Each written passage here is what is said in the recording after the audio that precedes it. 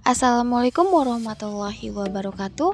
Pada pertemuan ini akan membahas tentang bagaimana cara membuat jaringan VoIP secara sederhana dengan menggunakan aplikasi Cisco Packet Tracer.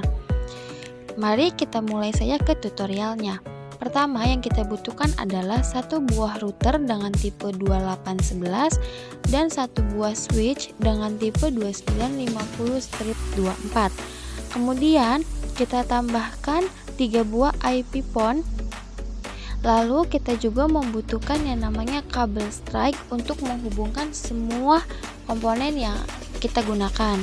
Pertama kita hubungkan dulu router dan switch menggunakan kabel strike. Kemudian kita hubungkan switch dengan IP pon 1 menggunakan kabel strike. Begitupun dengan switch ke IP pon 2 dan IP pon 3. Nah, kabel strike di sini itu masih berwarna merah karena port adapter pada IP pon-nya belum diaktifkan. Caranya untuk mengaktifkan kabel strike-nya adalah double klik pada IP pon pertama. Nah, di sini ada lubang power adapternya. Nah, untuk mengaktifkannya kita drag dari IP pon power adapter itu ke lubangnya. Itu adalah cara mengaktifkannya. Begitupun kita lakukan hal yang sama pada IP pon 2 dan IP pon 3. Setelah kita mengaktifkan power adapter pada IP pon, itu kemudian kabel strike-nya akan berubah warna menjadi orange. Kemudian setelah beberapa menit itu akan berubah menjadi warna hijau kabelnya. Lalu kita lakukan pensettingan pada switch dengan cara double klik switch, kemudian kita klik CLI. Nah, ini adalah tampilan konfigurasi pada switch. Nah, untuk masuk ke switch, untuk kita mengkonfigurasi, kita tekan enter, lalu kita ketikkan enable. Setelah itu kita klik enter, kemudian kita ketikkan configure terminal. Setelah itu kita tekan enter lagi, kemudian kita ketikkan int range fa0_1/24. Nah, strip 24 ini adalah tipe dari switch yang kita gunakan. Jadi kita sesuaikan dengan tipe switch yang kita gunakan. Setelah itu kita tekan enter lagi, kemudian kita ketikkan switch voice VLAN 1. Nah, kita akan menggunakan VLAN 1 ini di dalam pembuatan jaringan VoIP secara sederhana. Setelah itu kita tekan enter. Terakhir kita ketikkan exit. Nah, konfigurasi pada switch cukup sampai sini. Kemudian kita klik close. Nah, setelah switch kita setting. Setelah lanjutnya yaitu kita men-setting bagian router dengan cara double klik routernya.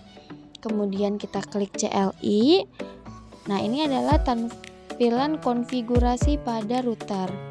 Di situ ada pilihan yes or no, kita ketikkan no, lalu kemudian kita tekan enter lagi.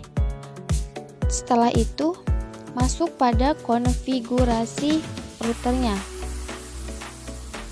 Nah, lalu kita ketikkan enable. Setelah kita ketikkan enable, lalu kita tekan enter.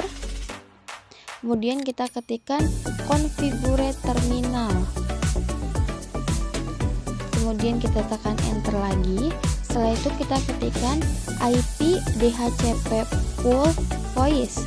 Nah, ini untuk mengatur pemberian IP pada router agar dapat terkoneksi antara router dengan switch dan switch dengan IP pon.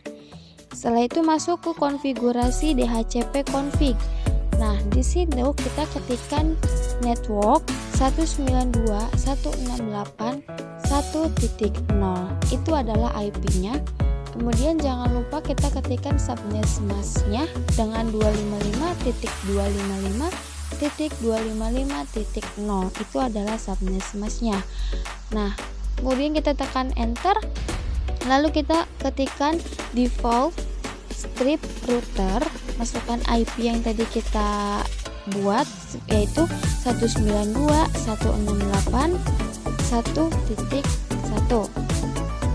Setelah itu kita ketikkan option 150, IP-nya kita ketikkan lagi, yaitu 192.168.1.1.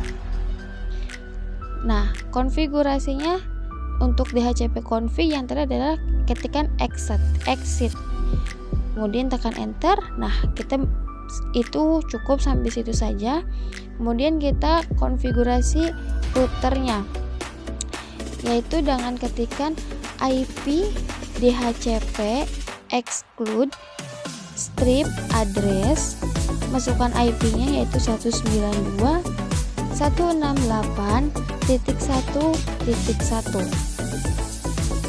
Oke, setelah itu kita tekan enter, lalu kita ketikkan yang namanya INT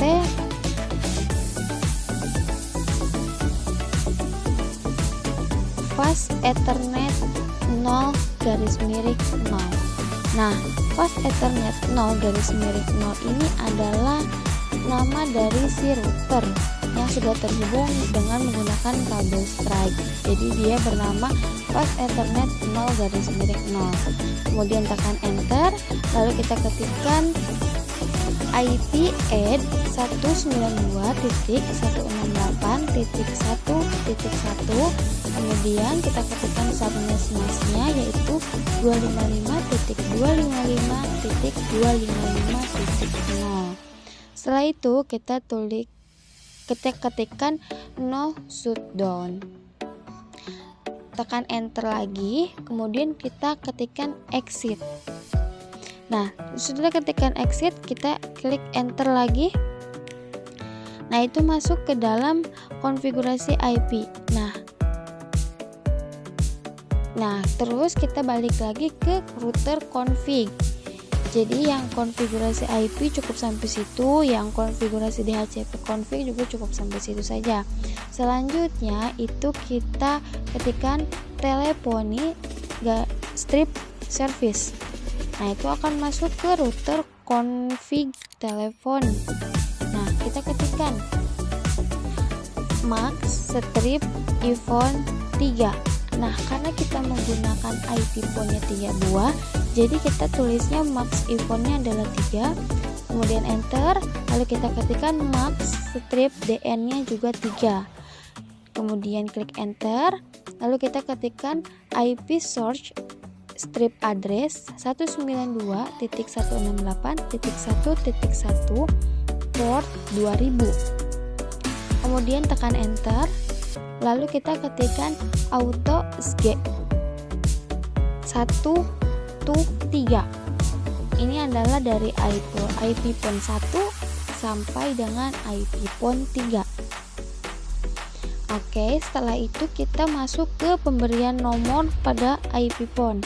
Caranya adalah kita ketikkan iPhone strip DN1. Ini adalah pemberian nomor. Nah, kemudian klik enter lagi. Nah, di sini kita tuliskan nomornya 001, itu untuk IP phone 1. Kemudian kita lakukan pemberian nomor untuk IP phone 2 dengan cara iPhone strip DN2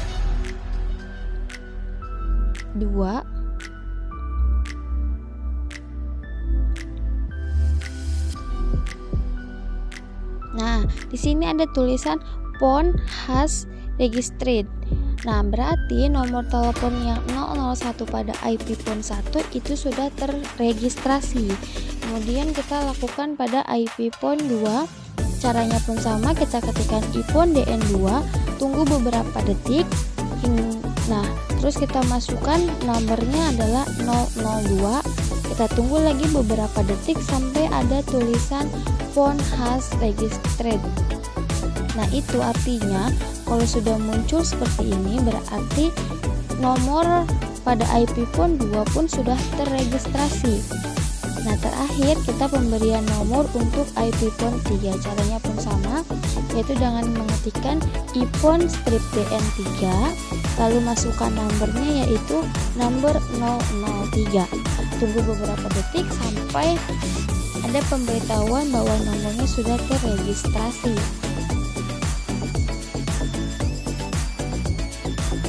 Nah, kita tunggu beberapa detik. Nah, di sini sudah terregistrasi ya, teman-teman.